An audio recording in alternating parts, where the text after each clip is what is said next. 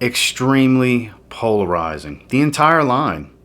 Doesn't matter which flanker you're talking about, whether it be the original or any of the other concentrations. In this video, we're talking about DIOR SAUVAGE, the Eau de Parfum. Stay tuned.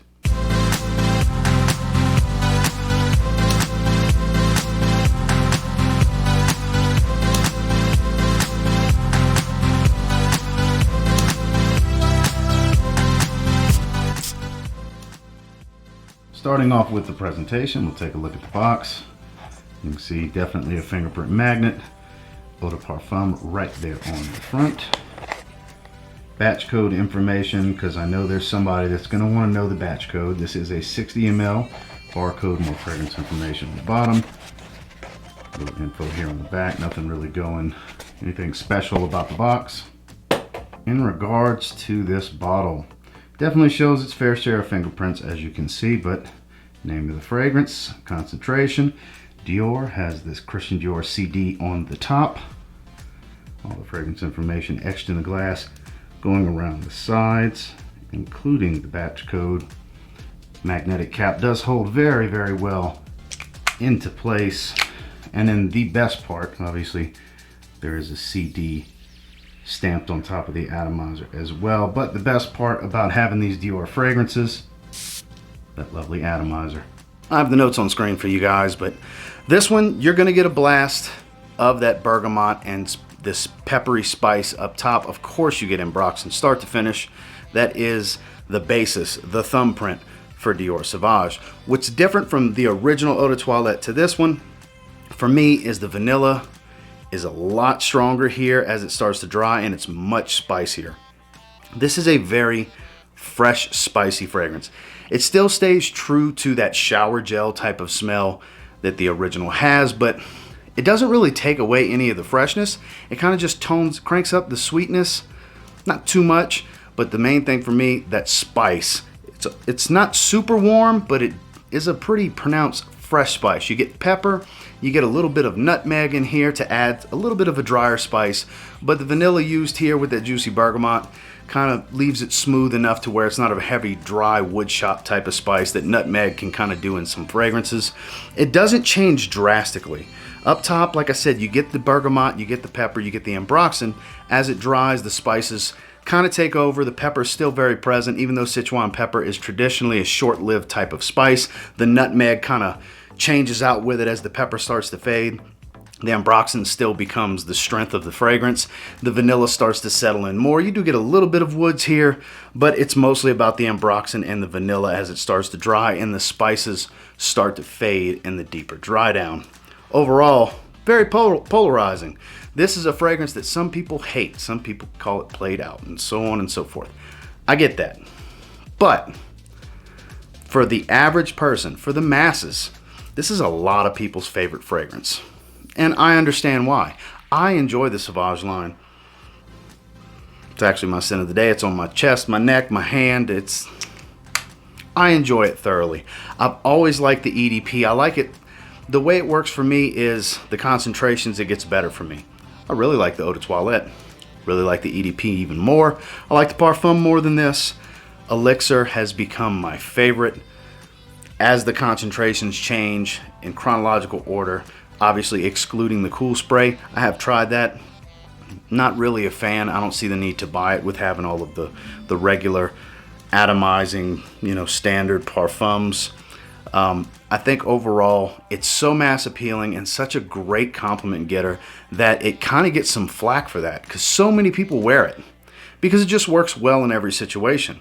The scent on this one I think is great. I think as far as versatility and the most well-rounded of the Sauvages, honestly, if you're just going to get one, you'll probably be best off getting the Eau de Parfum because you still get all of the freshness of the original. You get a lot more spice and sweetness without being too sweet because the Parfum really dials up the sweetness and adds this olibanum, frankincense, smoky nuance. So it kind of takes the basis of the DNA, kills the freshness almost completely. It's still got a little bit, but it really dials up the sweetness pretty heavily. So this is the happy medium, because Elixir is kind of its own beast. It doesn't share a lot of the Sauvage DNA. It's very woody and spicy and aromatic. Doesn't have a lot of ambroxan going for it. It's not even listed in the notes, actually.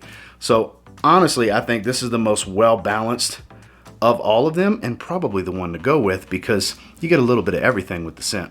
Now, in terms of performance, I don't play that batch code variation game like some people do and say, oh, well, the new ones don't perform.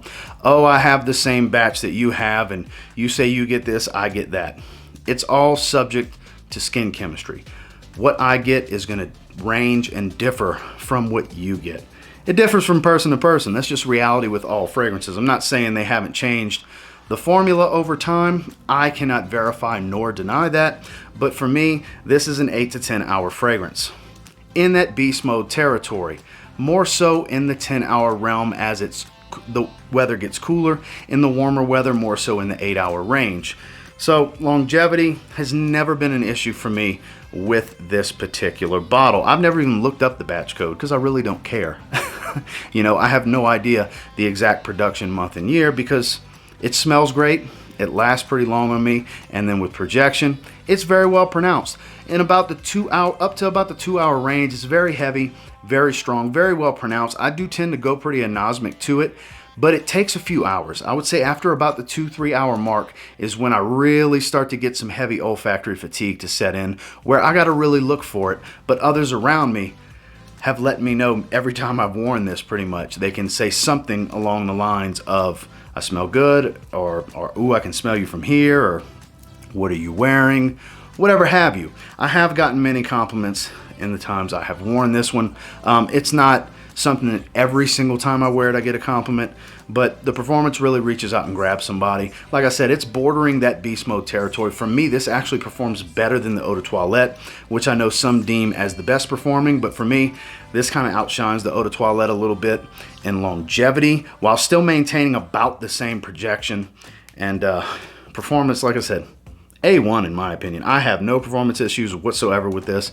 If you're looking to reach out and grab somebody, Sauvage Eau de Parfum, it's definitely got the performance to do so. Overall thoughts, must try.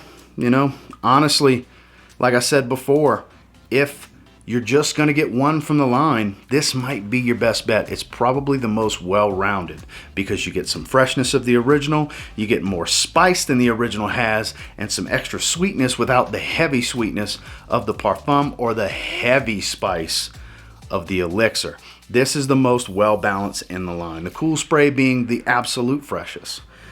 You still get all of the performance that most people desire based on my experience. It's in that beast mode range, early stages of beast mode, I guess you could say, one click back of beast mode maybe. And for some, it performs even better for them than it does for me. And this is absolutely no slouch for me. I did get this from Kingdom Fragrances a while back. I'm not sure if they have it in stock. I will have Kingdom Fragrances linked below if you want to take a look and see, because Steve always has really good prices on his fragrances. I forgot what I paid for this 60 ml because it's been about a year since I picked this up, so it's been a little while.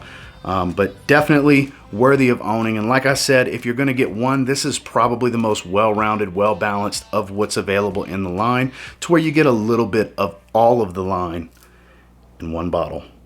Well, that's my thoughts and feelings on Sauvage EDP. And until next time, do me a real quick favor, go ahead and like, comment, subscribe. So I do appreciate all the feedback, and I love hearing from you guys. So the comment section should be pretty interesting on this one, because some people love this stuff, some people hate this stuff. It's played out, or it's boring, or it's generic. All these different things get said about it. But on the other side of the coin is, oh my God, I've never gotten more compliments than anything. My girl loves this one. This is the best fragrance out there. I wear this the most. This is my signature scent. You'll probably see a little bit of everything if you keep an eye on the comments as time goes on with this video. That's just the way it works when it comes to these Sauvage fragrances, and I'm sure that'll be the case with the EDP. And until next time, I will say, if you get your hands on Sauvage EDP and you give it a spray now, pretty confident you'll thank me later, because it's a beastly compliment getter. Have a good one, guys.